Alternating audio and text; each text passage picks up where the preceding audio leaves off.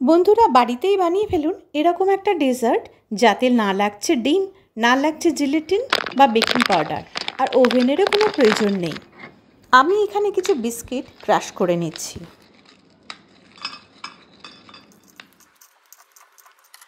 একদম ছোট ছোট করে টুকরো করে নিলাম।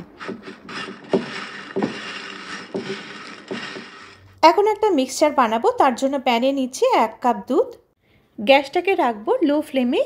8 টিস্পুন চিনি দিলাম, 4 টিস্পুন কোকো পাউডার দিলাম। এখন কন্টিনিউয়াসলি এটা নেড়ে যেতে হবে, নাহলে পুড়ে যাবে।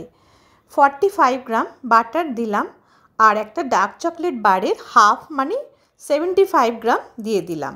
একটা থিক কনসিস্টেন্সি হয়ে গেলে ক্রাশ করা বিস্কিটগুলোর মধ্যে মিক্সচারটা ঢেলে দিচ্ছি। তারপর বিস্কিটগুলোর সঙ্গে ভালো করে মিক্সচারটা মিশিয়ে দেব।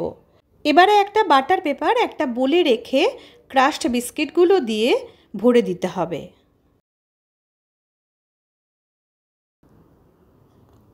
তারপর চেপে চেপে দিতে হবে যাতে কেকটা বোলের শেপ নিয়ে নেয়। তারপরে ফ্রিজারে রেখে দিতে হবে যতক্ষণ না সলিড হয়। তারপর এটা সলিড হয়ে গেলে আমি কেকটা ফ্রিজার থেকে বার করে একটা প্লেটে রেখে উল্টে দিয়ে বাটার পেপারটা তুলে নেব।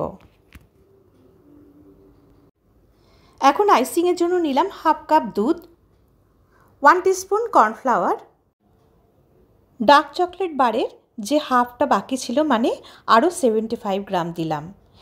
লো ফ্লেমে এটাকে নেড়ে ছেড়ে একটা থিক কনসিস্টেন্সি হলো, আমি কাপে ঢেলে নিলাম। এর মধ্যে দিলাম রোস্টেড আমন্ড, এইভাবে সরু সরু করে কেটে নিয়েছি, আর দিলাম রোস্টেড ক্যাশু। ভালো করে মিশিয়ে নিলাম। তারপর এটা আমি এই কেকটার ওপরে ভালো করে ছড়িয়ে দিলাম। তারপর আবার ফ্রিজারে রাখবো যতক্ষণ না এটা সলিড হয়। দেখুন বন্ধুরা, একদম সার্ভ করার জন্য রেডি এই ডেজার্ট।